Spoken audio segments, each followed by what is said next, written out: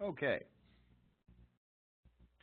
So, greetings and welcome to today's educational program, Strategies to Prevent Supplier Issues. This is your moderator, Doug Wood, with ASQ Management Division, joining the program today from Huntsville, Alabama.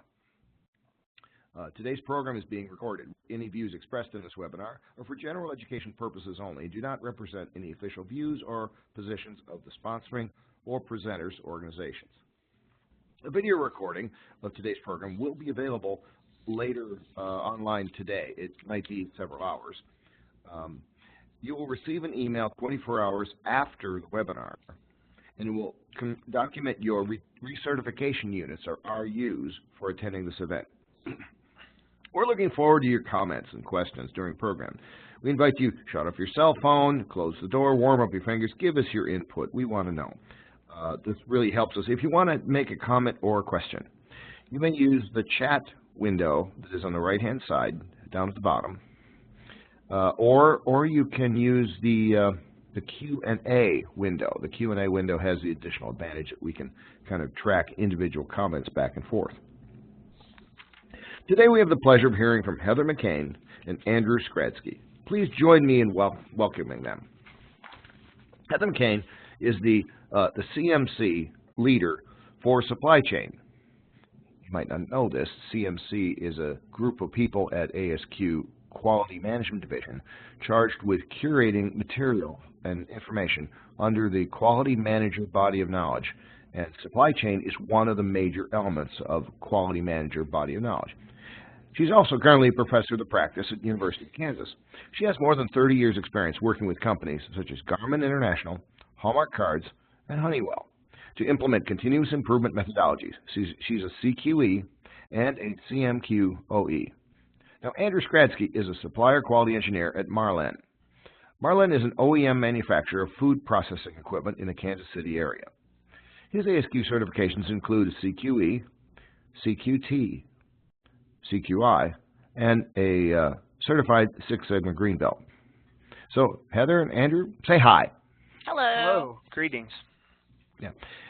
And so, again, I'm not going to go any further into this. I'm going to basically pass the ball over to Pass it to me, Heather. as presenter. Awesome. And away you guys go. Okay, great. Welcome, everyone. And again, my name is Heather McCain, and you'll notice on this slide it has both my name and Andrew's name, but no email.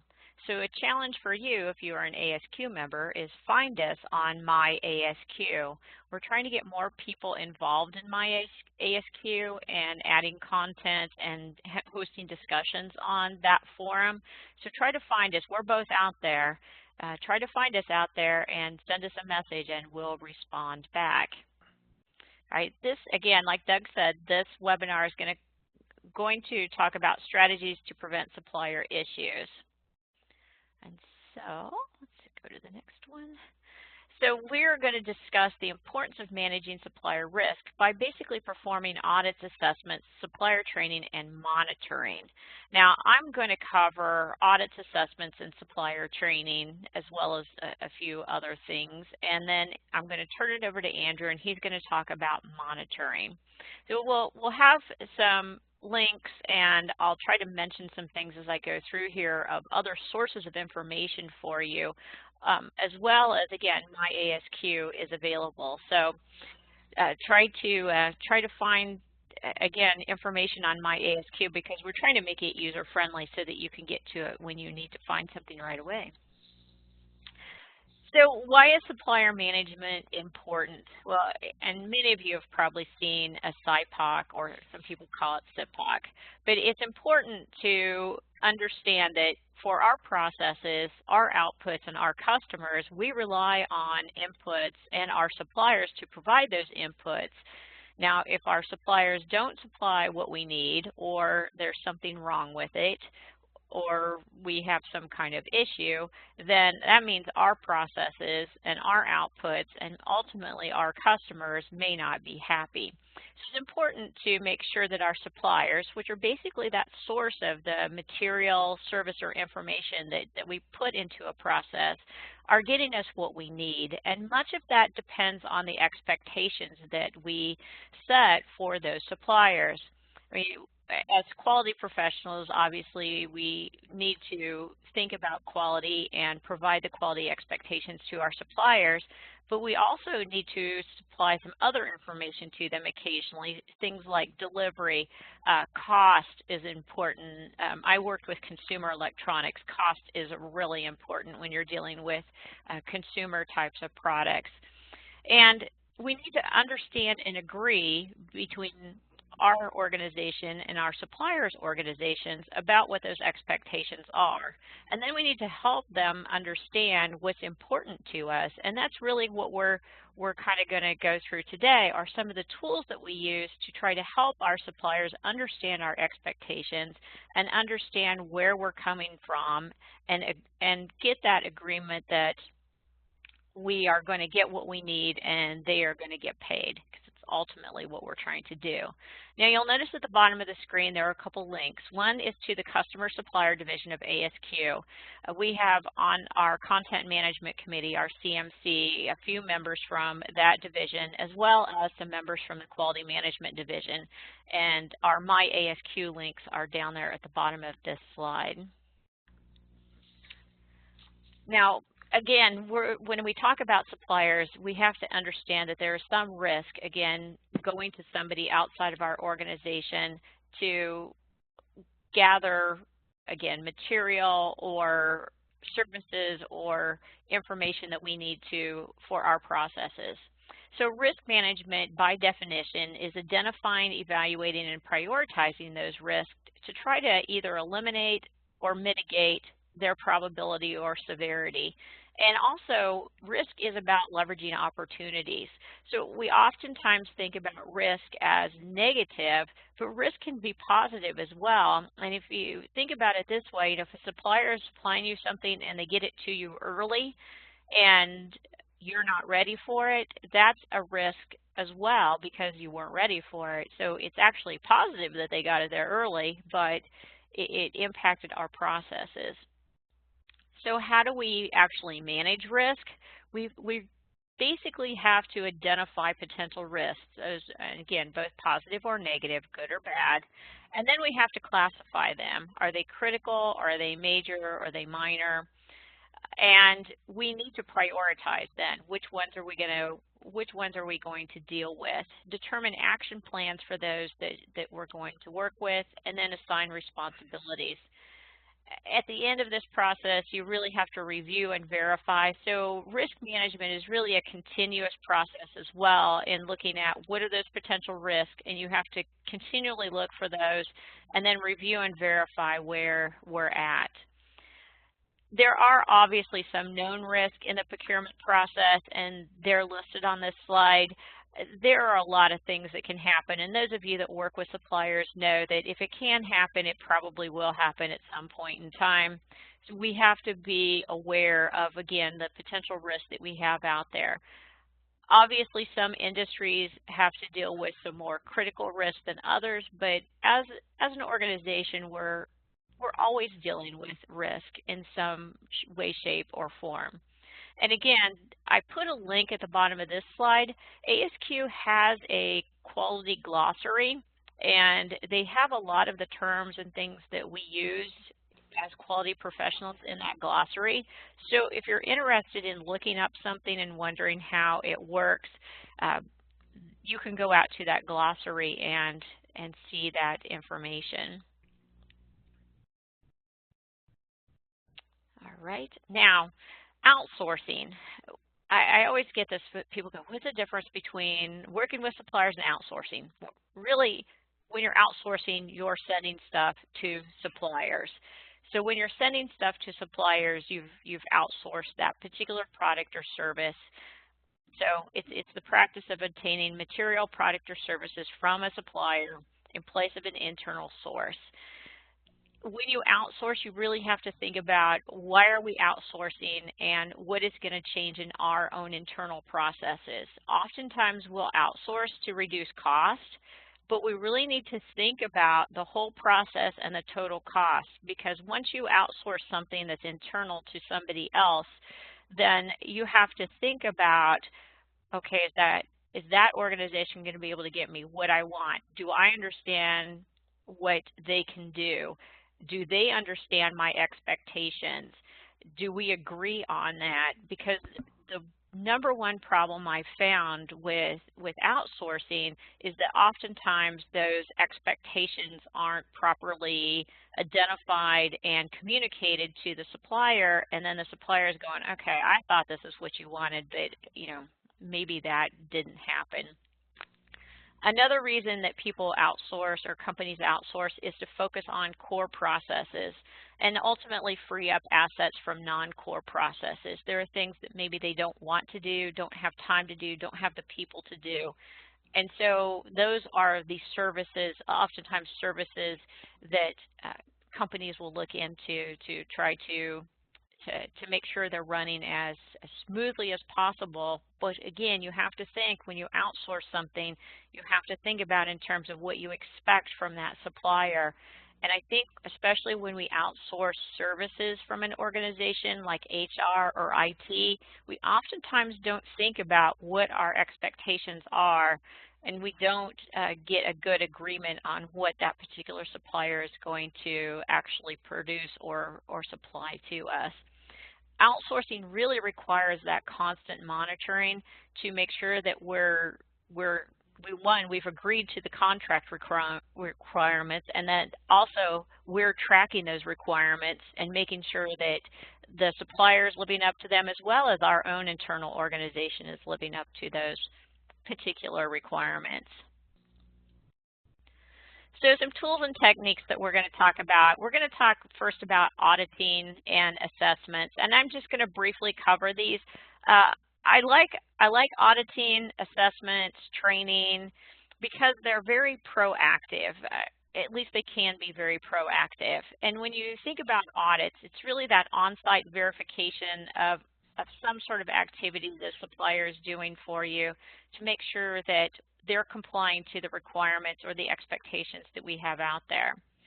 When do we conduct audits? We typically conduct them as a condition of selecting a supplier, or periodically we'll audit a supplier during the contract that we have with them. Those are both very proactive conditions of auditing. The more reactive approach to auditing is auditing when there's some sort of nonconformance that has occurred, or to verify a corrective action, because we've already had a problem. Now we're verifying that corrective action. My preference is to do the work up front and try to make sure that our suppliers have the information they need, that they understand our expectations, and that we understand what we're getting ourselves into when we're working with a supplier. Sometimes there's not a lot of real good information out there, and you need to go out and visit them and see what's actually available and what they're capable of doing. And assessment is really looking at the data that we have, collecting the data and determining, from that data kind of where an organization is. So things that we'll look at oftentimes with assessments, I used to look at a lot of financial data or quality history data that I would get from suppliers to try to determine if that supplier could do what we needed them to do. And again, there's a lot of training out there on auditing with suppliers. Like I said, we are going to basically briefly cover it today, but you can see ASQ has training available. There's one called Auditing for Improved Supplier Performance. I would say if you're going to do this type of work, it's probably good to get some training on that and kind of up your skill set as well.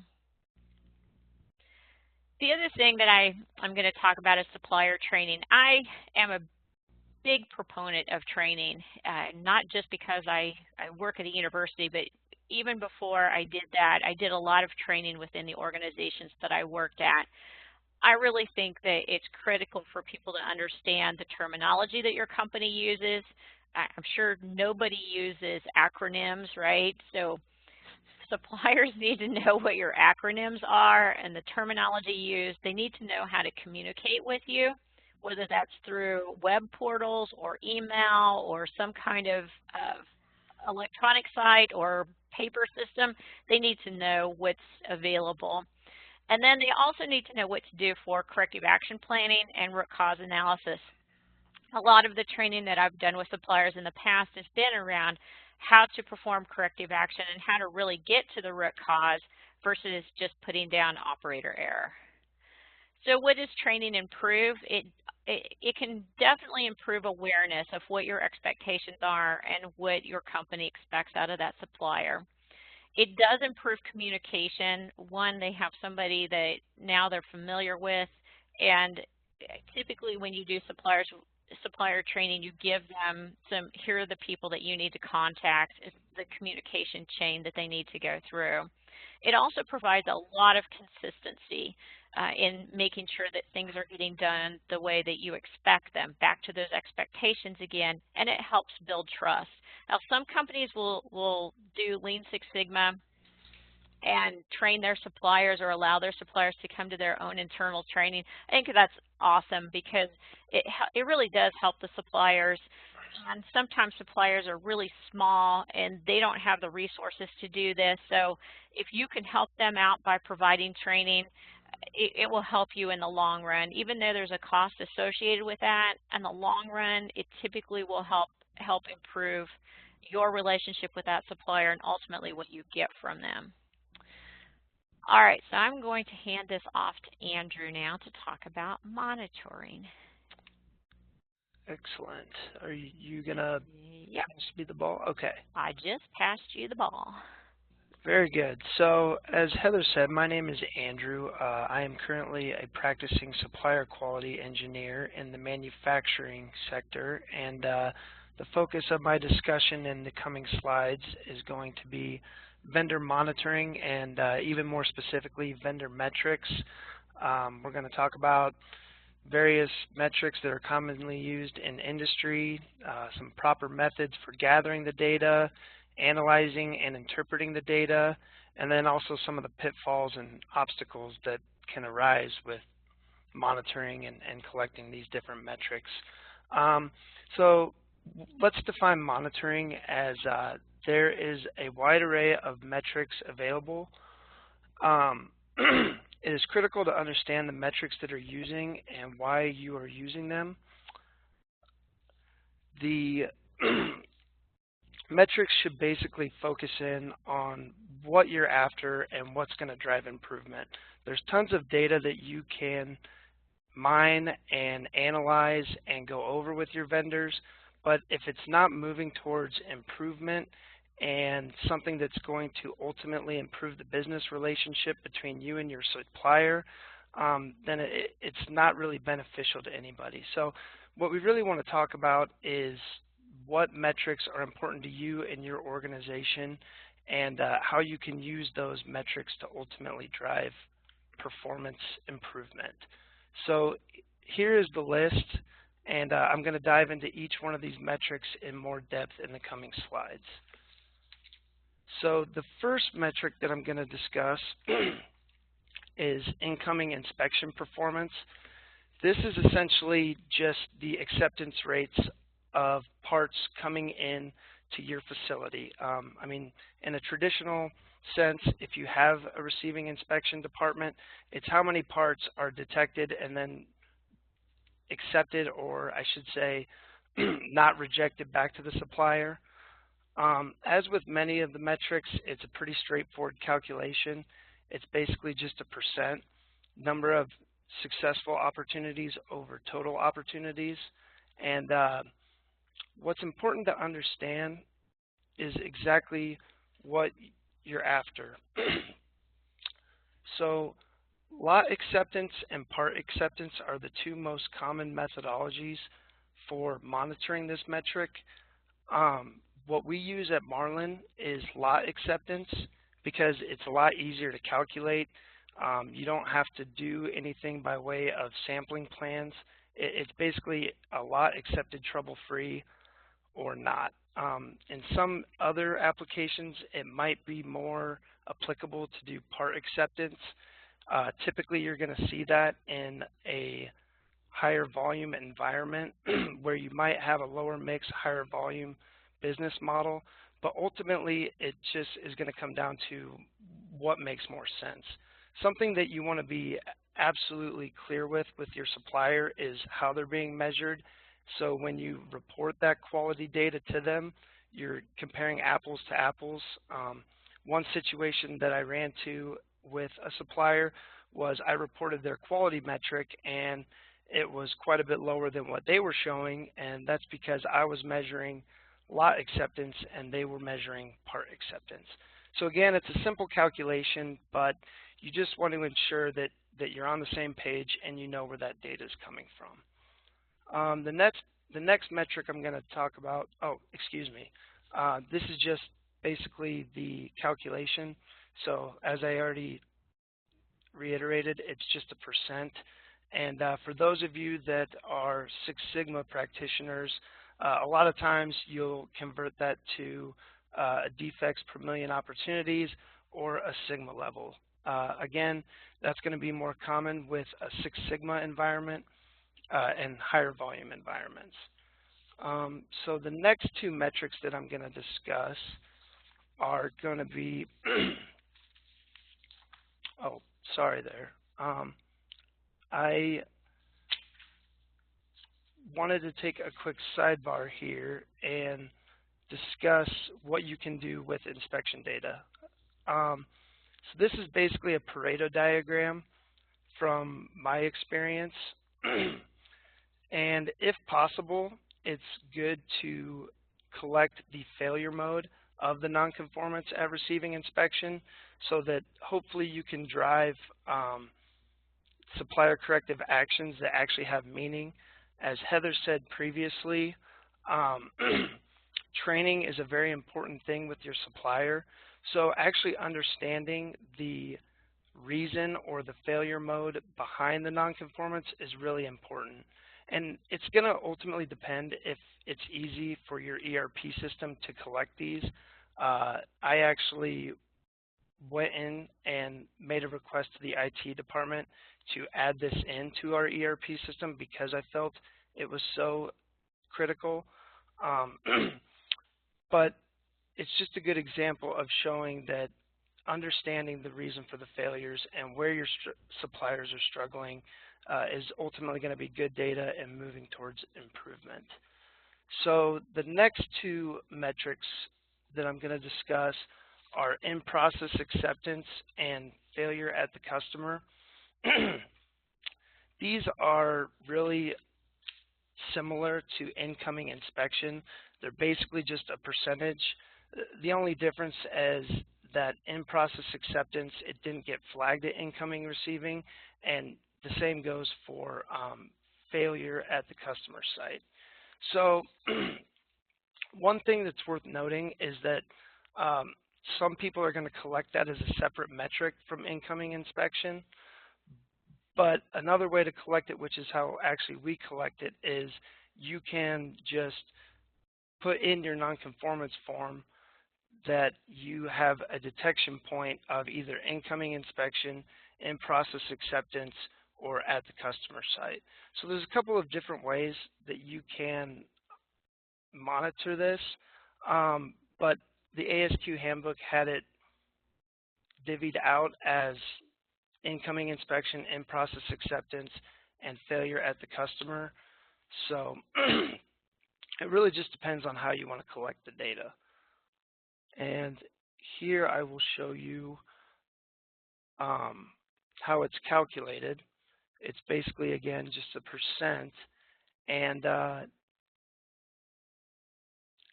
with this, I'm going to hand it back over to Heather to talk about additional metrics. Heather, are you there?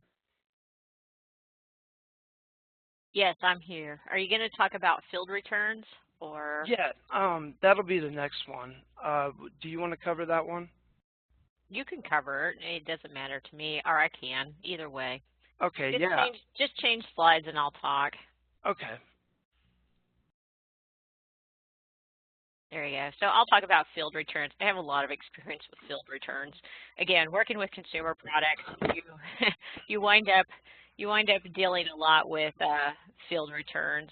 So Field returns, again, are those things that happen once it's left your facility. So they're supplier-related failures that are things that you have to deal with with your customers.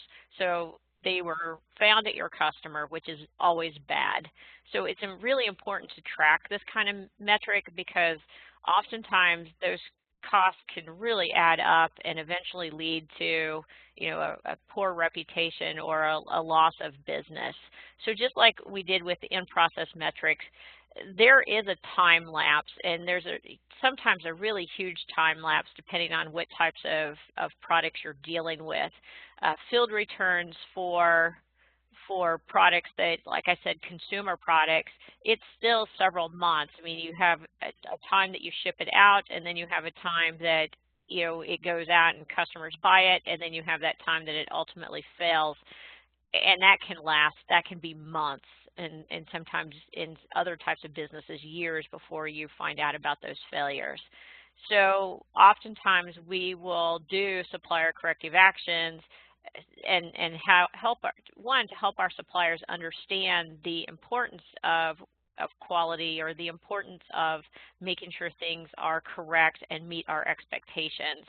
So we don't want our customers to be dissatisfied. We want to make sure that we're handling things as quickly as possible. It's better not to get to the point to where you're having to deal with a lot of field returns.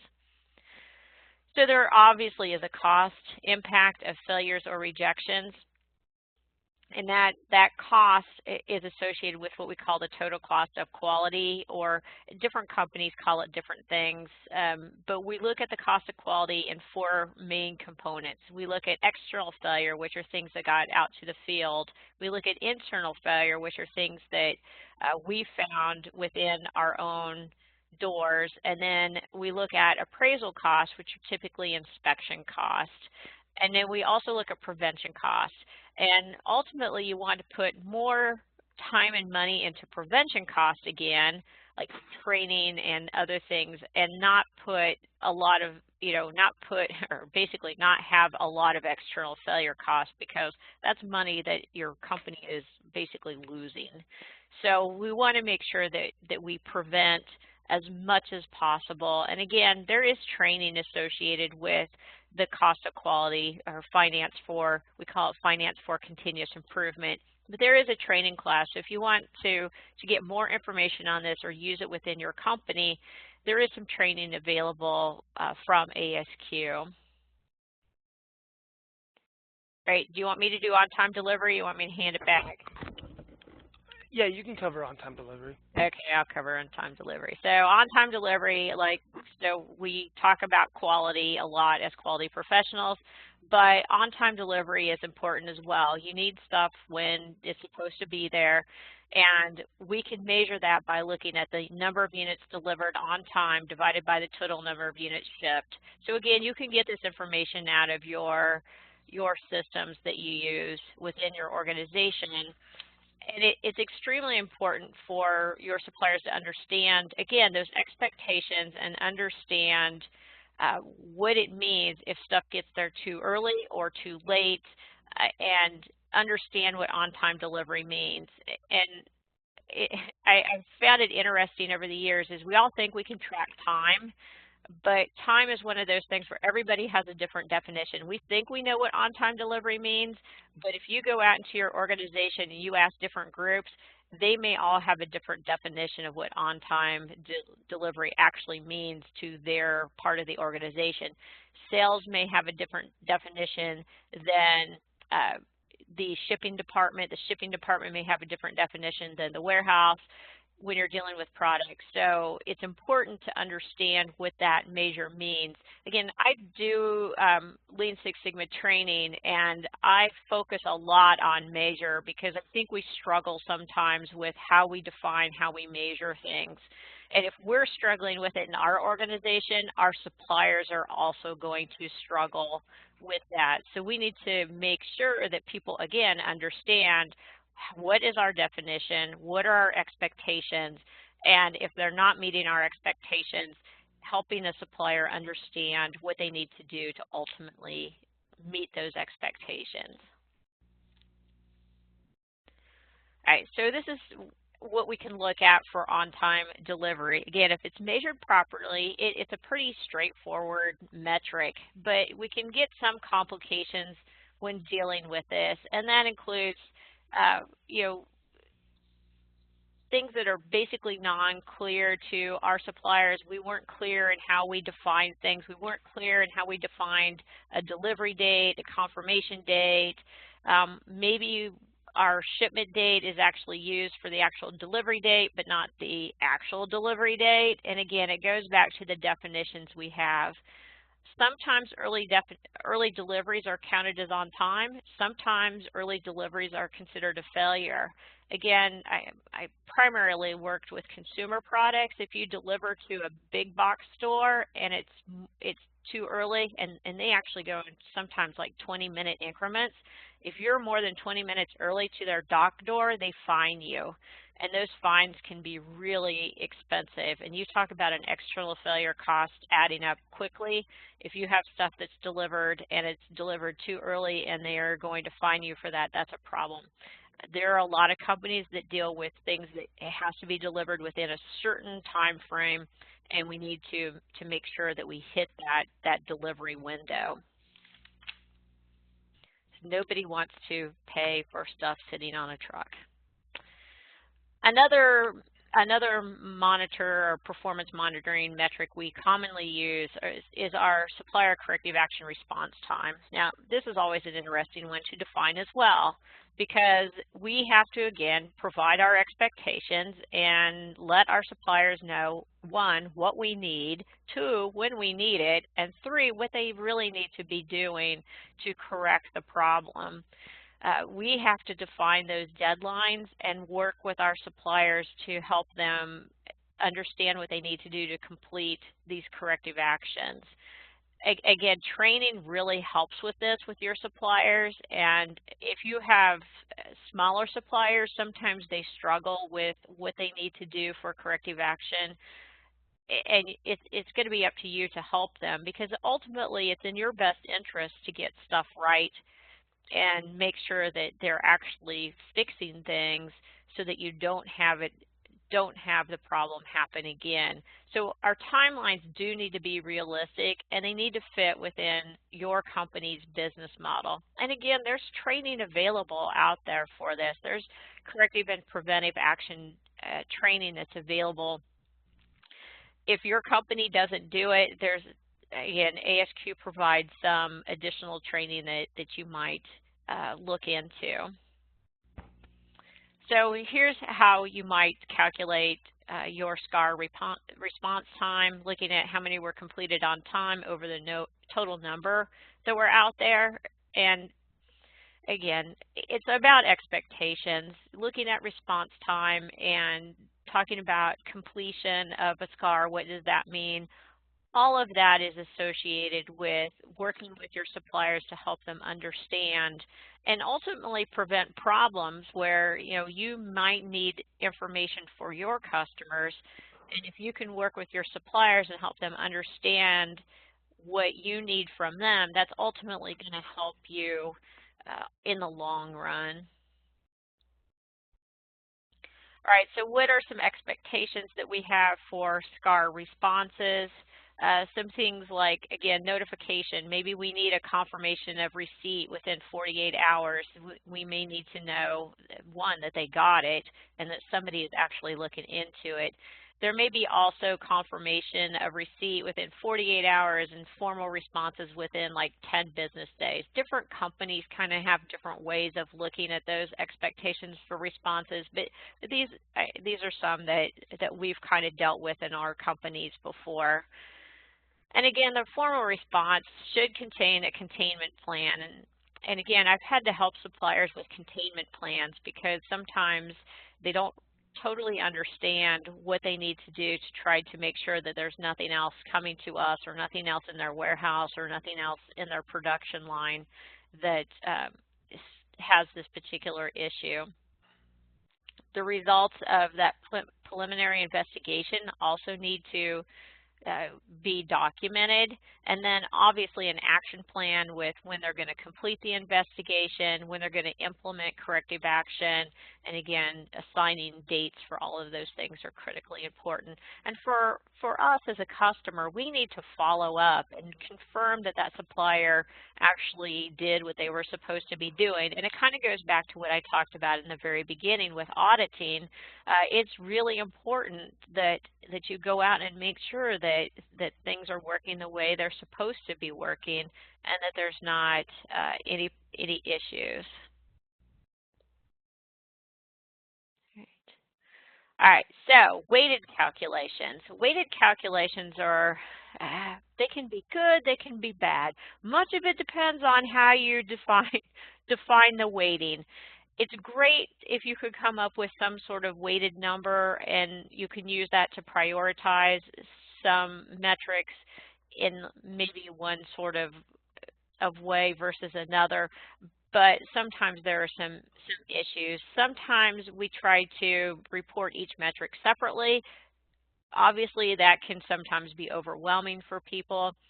Which one am I supposed to pay attention to? How does, should I pay attention to the delivery versus quality versus cost, or any of the metrics, should I be paying more attention to, whatever it is that you've sent them separately. Sometimes it's confusing. If you have metrics that and you deal them as a percentage of the total, you can actually have metrics that then add up to like 100%. Okay, so the second method again is typically preferred, having things as a percentage, because again it creates that apples to apples comparison for your suppliers. And it helps purchasing as well when they're evaluating who to award contracts to. So it's probably a little bit more common and maybe a little less confusing. I don't know. I think in the past when I've worked a lot with suppliers, it's really important to go over what you want them to focus on and how the metrics are going to be reported, and then periodically go in and make sure that they understand what they're doing, how they're doing. Sometimes we'll also do, like, again, scorecards are pretty common, where we may send somebody a scorecard. But I will tell you, with scorecards, one of the problems I've found is that people just look, if it's all green, they think they're good, and they may be missing something that's starting to go awry that they could have hopped on a little quicker. All right, total cost of ownership. Again, it's common to look at part cost, but to ignore this total cost of ownership. Again, when I went back and I was talking about outsourcing, one of the biggest things that happens when people outsource stuff is they just look at the cost. They just look at the cost of the material. They just look at the cost of the product, or they just look at the cost of the service, and they ignore the total cost of and how that process change is going to impact them. So a total cost of ownership model better defines risk and really helps you create mitigation strategies. So companies, again, if you look at this, it's not just the lowest cost, it's often looking at some other things that impact cost. And it's not a new concept, but it is often overlooked when we're looking at suppliers to work with. And I've done a presentation before on like the 10 things to think about before you outsource a product or service.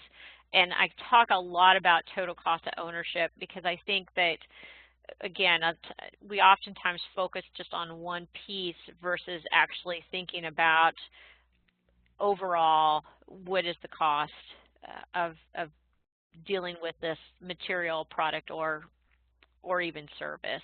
And honestly, I think that I've seen issues where it's more of a problem with services because we often don't have a good knowledge of the processes that it takes to actually do some of the services that we have out there. All right, so again, some common elements of this model can include things like supply chain partner development costs, shipping costs, inventory, again, obviously quality, payment terms, and then any kind of cost fluctuations and any type of, when you're dealing with an environment where you're working with companies that use a different currency. Currency fluctuations can cause huge issues because, again, it may cost you more than what you thought it was going to because of, currency rates. So you need to kind of pay attention to that. All right, and then monitoring costs. Again, it's common to include cost or product pricing when you're dealing with products or materials as a part of your scorecard. And again, in the scorecard model, typically it's cost, quality, delivery. Those are the big three. There are other types of measures that we'll put into scorecards, including like purchase price variance. There are some different things that you might include. I would say your scorecard needs to make sense for your organization, whatever you're focusing on. And again, I worked a lot with consumer products. Consumer products have a tendency to focus a lot on delivery and cost, not as much on quality. And those of you that buy consumer products have lived this because, we want stuff out there when it's supposed to be out there. We want it at a cost that you're willing to pay for. And sometimes quality is not the primary thing people are looking for. So again, much depends on the businesses. Now, if you're in the business of providing electronics for aircraft, probably quality should be like the highest thing that you're dealing with, and probably pretty important part of your scorecard to make sure things are right so that we don't have issues. Okay. All right. And again, this is just talking about calculating PPV for your business. So again, it's just something that you might take into account and try to think about. Again, it may not be feasible for you to use this. It may be hard for you to try to actually get some of this cost information. But again, I think it's important to put things in terms of cost because it's the one thing that people can kind of understand. They don't always understand defects per million opportunities or a sigma level or parts per million. Typically people understand what dollars mean, so that can be really important when you're trying to communicate to a supplier the importance of something. All right, so some other things that you might consider when you're looking at suppliers and different metrics and different things, analysis that you might want to do. One is obviously capacity. Are they able to do what you need them to do in the amount of time that it needs to be done? Do they have the capability to actually do what you want them to do? There are a lot of single sourcing risk, and I know Andrew's dealt with this.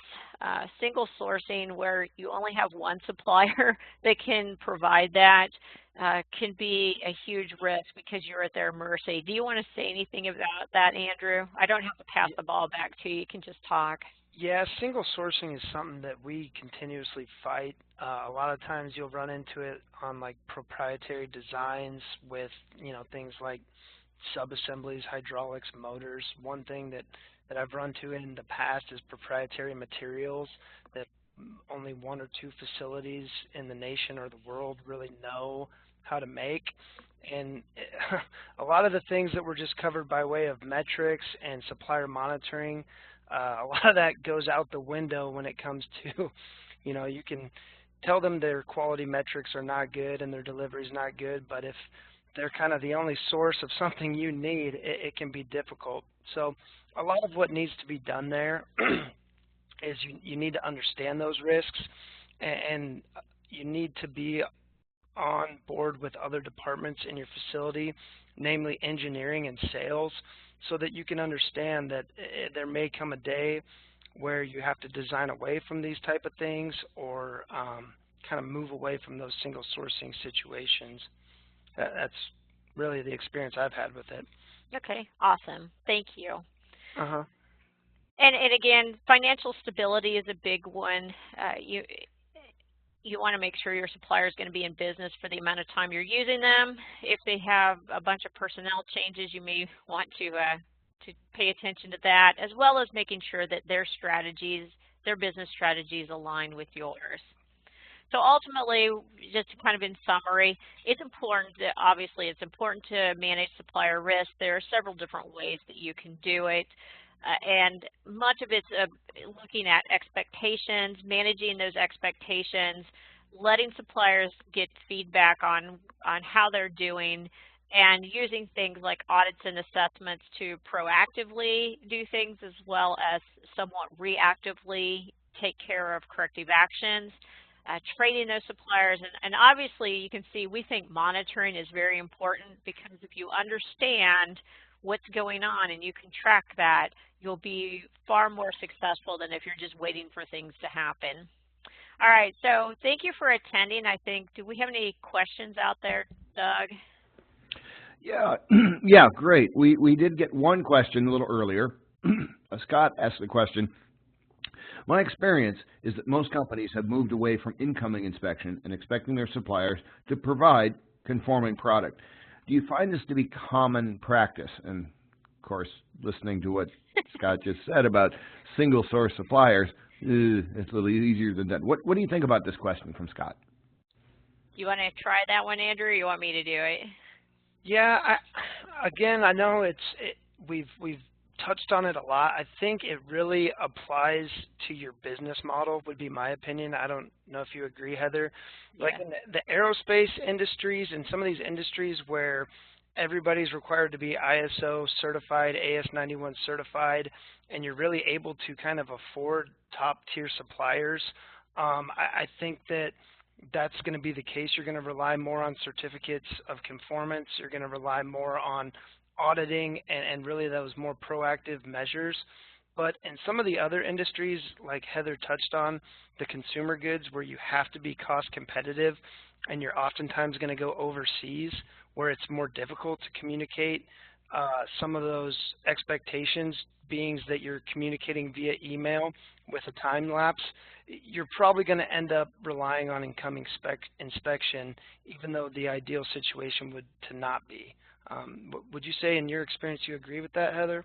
Yeah, I totally agree with that, and I think a lot of times too, I've dealt a lot with things that were kind of commodity. They were things that off the shelf. So you're not going to get conforming. You're not going to get a certificate of conformance or anything if it's off the shelf type of stuff. You're going to get whatever they ship out, and sometimes there's little that you can do with some of these suppliers that are doing off-the-shelf stuff, because you may be, as a customer, very small compared to the big dogs that are out there. And I've run into that where we were small compared to other companies that were buying those components. And so guess who got the good stuff? The people that spent more money with that particular supplier. And so you're kind of at their mercy. So it is really very business dependent. Right. Okay, great. We do have another question here. This is a little, it's not real specific. So let me just ask the question.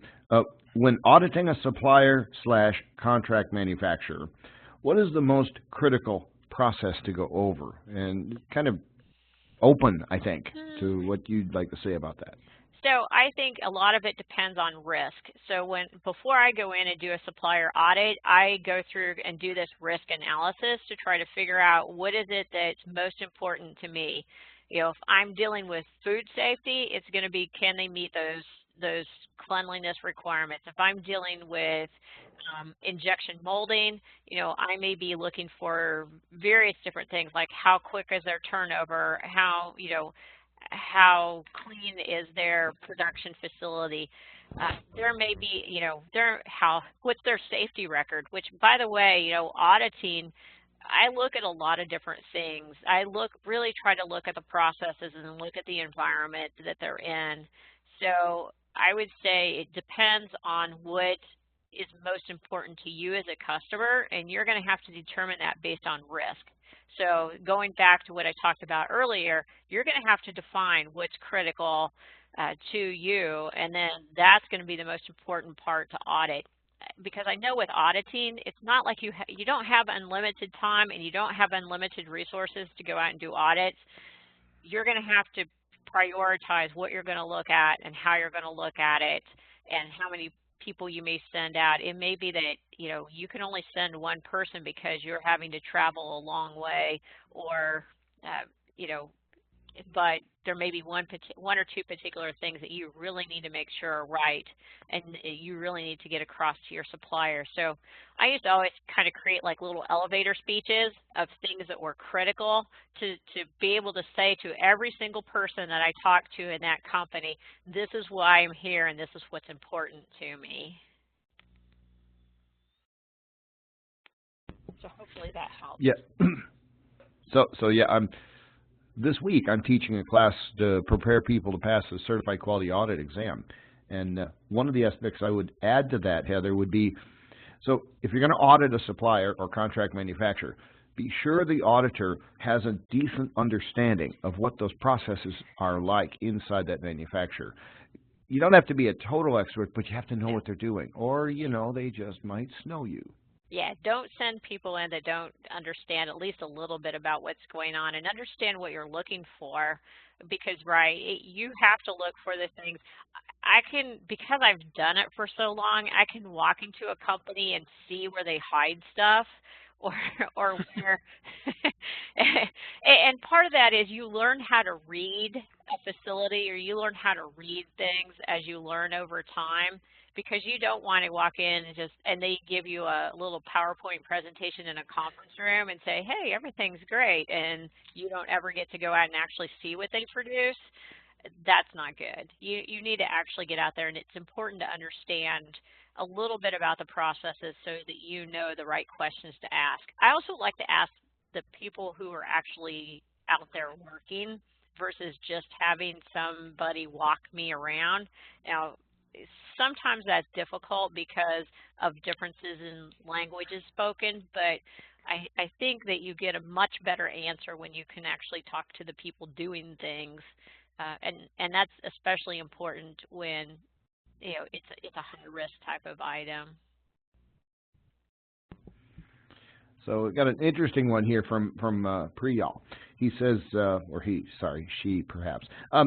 What if a supplier is not able to provide access to their site for an audit, and maybe not able, maybe does not want to? How would you look at that?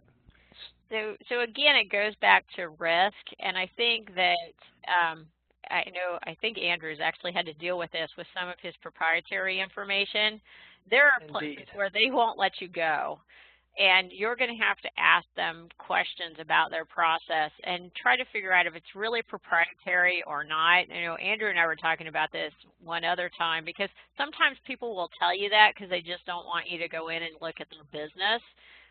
Sometimes it is true. I used to do stuff with the Department of Energy. There are things that you can't go in and see because of national security. So, understand that that's part of that, and if it is truly something that's a security thing, you may be able to get around that by finding people who have clearances. But Andrew, you want to kind of touch on what you ran into? Yeah, we've had a few situations where a material was proprietary. We've had another few situations where a manufacturing process was proprietary. We were having lots and lots of rejections, and we asked to come see what was going on, and we were just flat out told no. And I think that that's where it goes back to your monitoring and metrics, where, and it's all about managing risk, as you've reiterated, where if it's getting so bad to where your end product and your end customers are negatively affected, but you're single sourced and you cannot get away from that supplier, then it's, in my opinion, time to go back to the drawing board, get together with your product realization teams, i.e. sales, engineering, and you got to figure out how to get out of there, because it is common to find yourself in those situations where you're locked into a supplier who has the secret sauce, if you will. And I would say it's all about managing risk and monitoring the situation, and metrics can be really helpful with those types of situations. This is Doug again. I've actually heard of a few companies where it was a critical item and the supplier was not doing well and would not talk to them. And these companies would take a good crack at, can we do this in-house? Maybe we need to bring this item in-house or redesign the product so that we're not using that critical of an item. So yeah, it depends on, yes, risk is your compass, right? I'm using a phrase that I learned from Dennis DeVos. Risk is your compass. Yeah, I think Dennis and I have had that conversation before. Well, and yeah. One thing to add, like Heather said, that dollars is kind of the common denominator of business, and if you're monitoring this situation with a particular proprietary vendor, and the metrics are showing basically how much you're losing, that's something that you can present in front of senior management of, hey, we need X amount to put forth an engineering initiative to get us out of this situation. Right, or charge back the supplier. The other thing that I've convinced people to do is, hey, we need to get the contract reworked so that if they're not going to let us come in, then we need to have it in the contract that whatever they send to us that's not acceptable, we get money back for. And we get money back not for just the cost of the material, but the cost of us finding the problem and the cost of us dealing with the corrective actions. And once you start charging people more than what they're getting for it, it opens up some doors that you may have not had in the past. Money talks. It's the common denominator. Okay then. Yeah, so Sharon has asked, where can I find the supplier CMC in my ASQ? So Sharon, what I'm going to do, I'm going to send you a link. How's that? So go to that link. You'll find all the supplier CMCs there. Yeah, all the quality management CMCs. Do you want the ball back, Doug? Or not? Yeah. I'll pass it back to me. Yeah, that'd be great. So again, want to make sure everybody understands what they could out of this. We're going to have to kind of close off now. If you have more comments or questions, again, you may go to my ASQ, post your questions there. It's a bulletin board system.